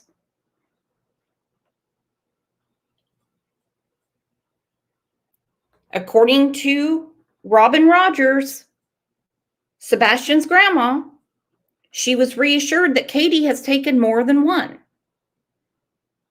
So what the hell is going on here? Why the circus? If he seriously just walked out of that front door or out of the garage or crawled out of a window, what are we doing here? What are we doing here? Right? Yes. Now, speaking of the dynamics inside that home, I know that you said that there's some things that you were, I guess, some things were brought to your attention recently that really shocked you, Seth, that really kind of shook you. What is that? Everybody already knows what you're talking about, Pascal. Other creators have been on it. Tony mentioned it last night in TikTok. Yeah, I have the DCS records for that house. DCS records for that house. Okay, can you explain to me, because I know it's the Department of Children's Services, correct? So Yes. it's basically CPS, but Tennessee's version of CPS, correct? Correct. So what exactly did you learn? What was shed? What light was shed on you? No, my eyes are open to a lot of things, and no, I can't share it with you. First of all, DCS reached out to my attorney, and because social media gets around, they reached out to my attorney. My attorney reached out to me, and I told them I had no plans of releasing any of this stuff at all. But I know it. I know what happened. I know the reports that were going on. I have a lot more understanding of what was happening in that house now. Okay, not reports, as in more than one. We've heard about the belt. We've heard about the pull-ups. We've heard about the mattress. We've heard about Chris not wanting to smell piss. Reports, more than one. I would have been mortified had Seth detailed what was going on inside that house, as he said. And I understand that Seth is a fan favorite. People are all team Seth. Seth is the only one looking. Seth is the one on YouTube. Seth is this. Seth is that. Seth wants his son back. Okay, all of the above. Question. All of these reports. How did Seth not know something was going on with his son? How did he have no idea that his son was the victim of some sort of abuse? His words, not mine. Reports. His eyes are open now. He knows what was going on inside of the house. I go back to Peter Hyatt. that has always leaned in the direction that there was some sort of punishment going on inside of that house that wasn't up to par, if you know what I mean. Why would Sebastian confide in his grandmother and not his father if they were thicker than thieves? Fishing together, swimming together, spending time together.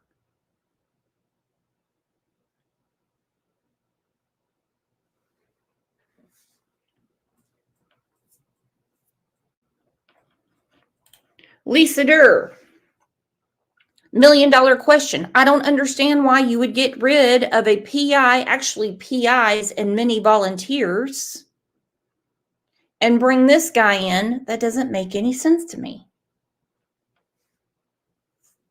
Okay. I'm the same way. If you want help, you take help. Because Tony's no help. Tony's no help. Tony's tooling around Grand Lake, Oklahoma. That's quite a jaunt from where Sebastian went missing. Okay, so you are not going to release the information? No. Why not? The reason why I asked this, Seth, is because it could give more insight on why your son may have ran away, why your son may have disappeared. I mean, if it's not to the public, have you at least given it to law enforcement? Oh, Sumner County has had it from the get-go. Yeah, they've got it. You know, I've been out. I've been in contact with TBI. TBI didn't have it, and I advised TBI to turn around and request the unredacted records because I got the redacted ones. And I told them that they need to request the unredacted records and they need to look at it. Okay, that's something I didn't know that they had. It. Tony, can you expand on that? County. Oh, go ahead, Seth. Tony hasn't seen the records. I haven't shared them with anybody but my attorney. Wow. We have, for full transparency, we have discussed some of the things in those records very vaguely, but he's under legal advisement not to share those, Pascal. I see. With the public. Okay. I get it. It's just shocking information. And I'm sure. So you're saying that there's more incidents that happened where CPS showed up to the house beyond just the belt situation with Mr. Proudfoot. Am I correct or am I wrong? Yes. Are we talking multiple? Or are we just talking about like one other incident? You're digging. He's digging, isn't he? He's digging. Saying, hey, he's I gotta ask these questions. He's trying to get to the meat. Yeah, just trying to get to a little bit. I'm just trying to get a little bit. Church. I mean, we could talk about church another time, but right now I'm asking that question. You tell me every time. Okay. We talk about church another time. Yeah, because we're talking about Sebastian right now, right? We're talking about Sebastian right now. So I want to. Maybe God's going to give you the answer the next time you're at church. There it is. Okay, fine. We'll talk to you. We'll talk to you about this at the vigil. There it is. We go. Oh, at the vigil. Oh, yeah, that you said that you told me you were showing up for. I will definitely come through. It's this weekend, right? But you guys are you guys doing a ride through up to a particular place, or is that a separate vigil? Can you explain that to me? We're doing it's a MC ride. Okay. Okay. I have a totally different looking glass than obviously people that are on the inside. Okay. Does anyone think Seth likes being the cool guy? I don't mean that he wants his son missing. I don't mean that he doesn't love his son. Yes, I think there was abuse going on in that home. But do you think that he likes being listened to? that finally people are listening to Seth. He's not being told what to do. It's no longer, Seth, I need you to cover for this guy and this guy. They're going on vacation. They have families. Need you to step in for them. It's not Katie telling him, no, you're not taking Sebastian this weekend. He's got a cold. It's not Chris Proudfoot bullying him. Well, I mean, do you think that he's actually enjoying someone really honing in and listening to him? Because his attitude over the last over 2 months, his personality has really changed. He was kind of the squishy teddy bear at first. Everyone's heartstrings were pulled. This poor daddy, this poor daddy, this poor daddy.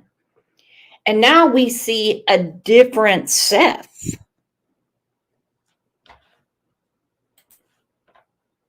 You see, ride, meeting place will be at 4, kickstands up at 5, rollover, vigils from 6 to 7. Okay.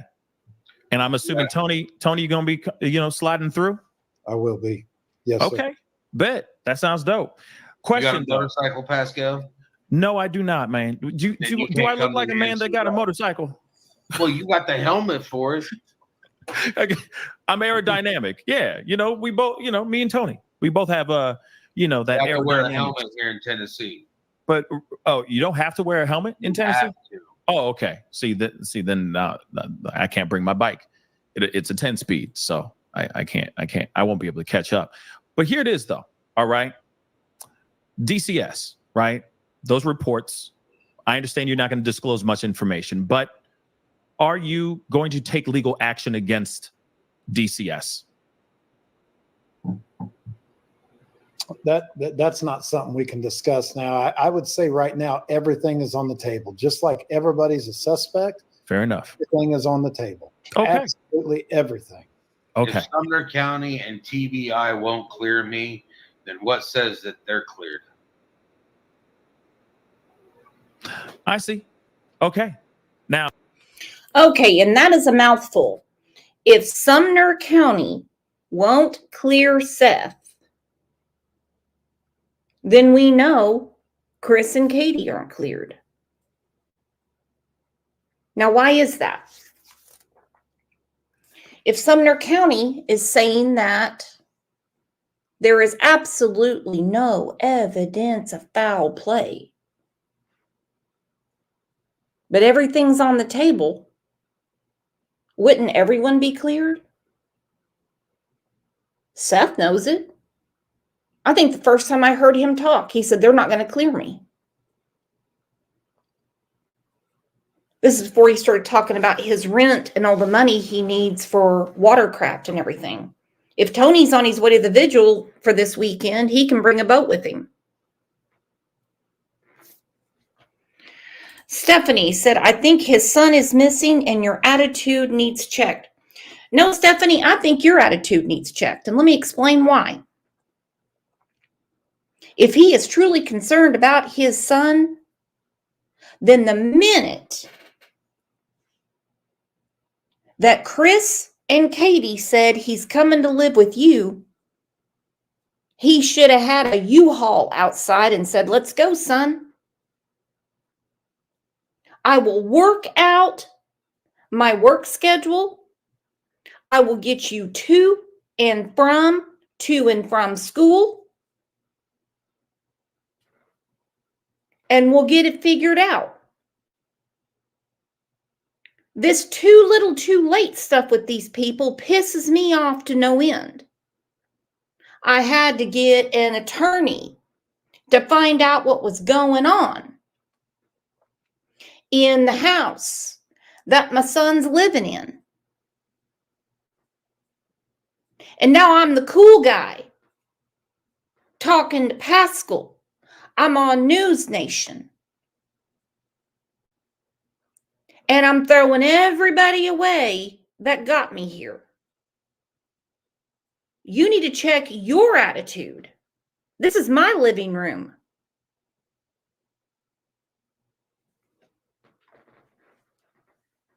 Who in the hell,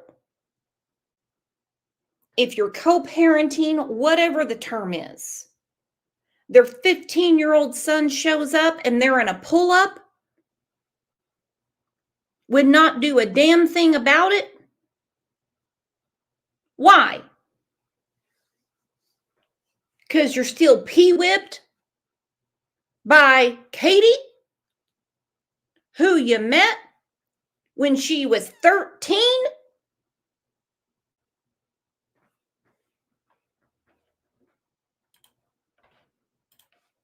Stupid ass.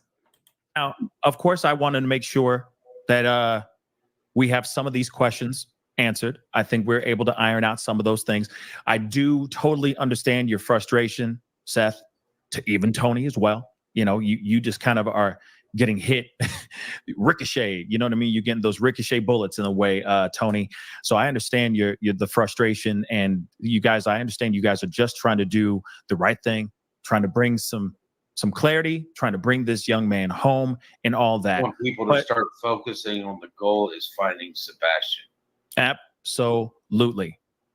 And hopefully, if there's any more information, like footage, for example, that you guys have not been able to see yet, I think that that's incredibly important that you ask for that footage. And if that's through a lawyer, then so be it. Whatever it may be, by any means necessary, get that footage so that you can see with your own two eyes. Because if there's dash cam footage, for example, from any of their cars that has not been seen yet, that could be crucial information. Big time. Same thing with the DCS reports as well. It could give us some insight on why he may have ran off. Now, again, that's not Why he may have ran off. If this is the scenario, and this is where law enforcement is leading, and they're saying he is truly out there somewhere, he got pissed off. Him and Katie got into an argument on the way back from the Texas Roadhouse. He was pissed that Chris was coming home more often, or he wasn't going to be in Memphis anymore, so he's going to be in the house all the time. Or Sebastian was like, I don't want to go live in the dumpy apartment. I like my big house. Whatever it is, he's not here. He's missing. The before, during, and after are all relevant. They're all relevant. All right, let's get to this part of the show last night. And if anyone can put Pascal's link in here, I would so much appreciate it. Okay, this is when he starts going through the super chats, people asking questions. I want you to watch Tony and Seth's face when they get to Trevor's. Bear with me. so much down in the bayou. Appreciate it. Trevor, thank you so much. Chloe is Trevor Lee. He's using his personal account. It doesn't say Trev Time anymore. Chloe is a wonderful PI. Very thankful for all she's done for Sebastian and will continue to do independently. Now watch the reaction, please. Louisiana. Thank you so much. Down in the bayou. Appreciate it. Trevor, thank you so much. Chloe is a wonderful PI. Very thankful for all she's done for Sebastian and will continue to do independently. Trevor, thank you so much for the comment. And yes, you know, I want to make that abundantly clear. Every person that's been a part of it, I mean, obviously I can't speak on your behalf, guys, but I know that Okay. For one, Tony is not plugged into his phone because he's thinking he's going to have a work emergency phone call. He's watching the chat. He's weighing out the positives and the negatives. Seth knows how much Trevor has done for Sebastian's case. He knows he would not be on Pascal's channel without Trevor. Okay? He knows how Chloe, the PI, got involved. He knows all this. Now watch his eyes. Just watch what's going on here. You want to turn away good help? That's on you. But don't come crying to Al Gore's internet saying people aren't doing enough when you have had a ton of help and you threw it away. This is Dawn Wells 2.0. Louisiana, thank you so much. Down in the bayou, appreciate it. Trevor, thank you so much. Chloe is a wonderful PI. Very thankful for all she's done for Sebastian and will continue to do in. Yep. You see his eyes went right over and he's watching that chat. He's watching that chat. Look at that. Look at those beady eyes rolling around. Well, they were rolling around. And he's watching that chat. Tony's looking straight down because he's watching that chat. There's Trevor standing up for a woman who has done a ton of work. Chloe is a wonderful PI, very thankful for all she's done for Sebastian and will continue to do independently. And there's Seth, just watching that chat. He has complained more about money and what people say on YouTube than he has about Sebastian being missing. And you can go back through it and you can listen to it for yourself. Prove me wrong. Oh, he's watching hard. Look at those laser beams coming. I can feel them from here. Oh.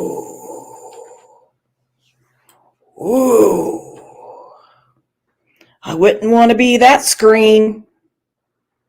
Independently. Trevor, thank you so much for the comment. And yes, I want to make that abundantly clear. Every person that's been a part of it, I mean, obviously I can't speak on your behalf, guys, but I know that everybody has been trying to put their best foot. Okay, now look at Seth's eyes. He's not liking it. They want a chat full of 10,000 people that are saying nothing but, you're the best, Seth. You're the best, Seth. You're the best, Seth. You wish you were my dad. Wish you were my dad. Tony's either asleep, had a stroke, or he's looking at an ad for Just for Men. Or he's looking at those infomercials on how to spray hair on. I don't know what the hell Tony's doing.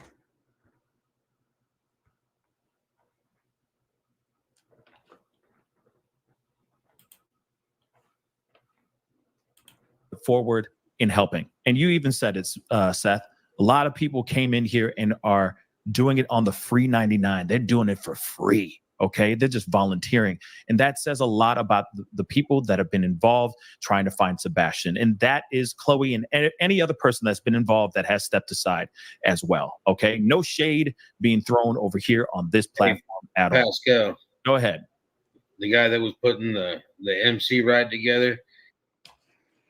Okay, so he changes the subject real quick because Pascal's putting it down. He's putting it down to a gnat's ass. He's flat out saying people that have been doing it for free.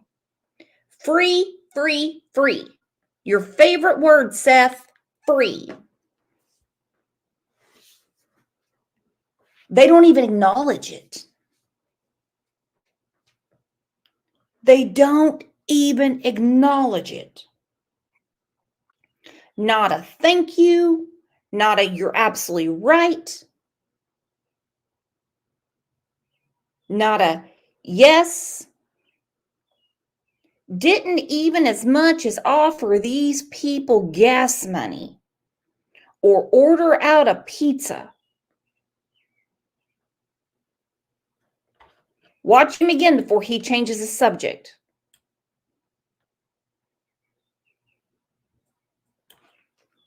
Every person that's been a part of it, I mean, obviously I can't speak on your behalf, guys, but I know that everybody has been trying to put their best foot forward in helping. And you even said it, Seth, a lot of people came in here and are doing it on the free 99. They're doing it for free. Okay. They're just volunteering. And that says a lot about the people that have been involved trying to find Sebastian. And that is Chloe and any other person that's been involved that has stepped aside as well. Okay. No. Stepped aside or pushed aside. And I was really happy that Pascal brought that up.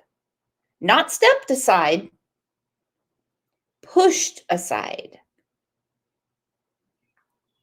Shoot, get out of here. Get out of here. I'm running this operation. I'm running this investigation. Thank you.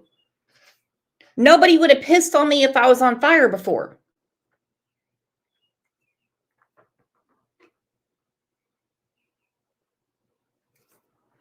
Who would turn down help from the people that have been there from the beginning?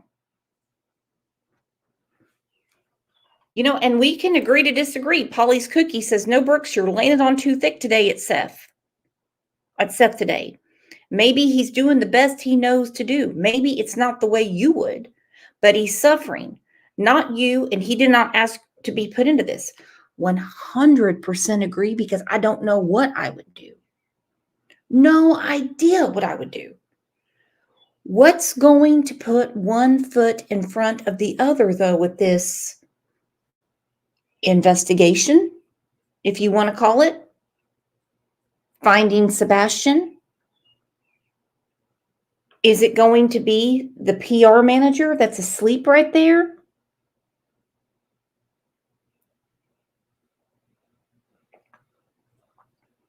Or the people that were really helping him and he got rid of? I don't know. I think I would want as many people putting up flyers and looking for my son as possible. I wouldn't turn him away. I don't think any of us know what we would do. That's 100%. That's for sure. What is really sad is that so many people have been pushed aside, and now it is a very lonely island. It's Seth and Tony lives in Oklahoma. What's he going to do? Just keep sitting on panels with him? Thinking stuff's going to get done? It doesn't make any sense to me. Well, guys, I really appreciate you being here and going through this for me. And I know this has been a very, very, very painstaking case to deal with, because everyone is very divided. Pascal said it great last night. The room is divided. You've got people that you've got Chris and Katie in one corner. And they're like, leave those parents alone. They didn't do anything to Sebastian. You've got Seth in another corner. And somewhere in the middle of the room is Sebastian wandering around. It's not a good look for the grieving father to turn all these people away and let this PR guy run stuff. It's not a good look. That's what Chris Proudfoot does. I saw something in chat. Someone said, looks to me like Katie has a type. So you're telling me her type is people that turn away help to find her son? Woo! That was a lot. That was a lot. Will you guys take a second, set your reminders, because I'm going to be back here in about 45 minutes. We have another show. We have a huge update on Micah Miller out of South Carolina. It looks to me like that case is really heating up. And if I don't see you in the next show, which I really, really hope I do, then I'll see you back here tomorrow morning at 9 a.m. And don't forget, this is what's going on with this case.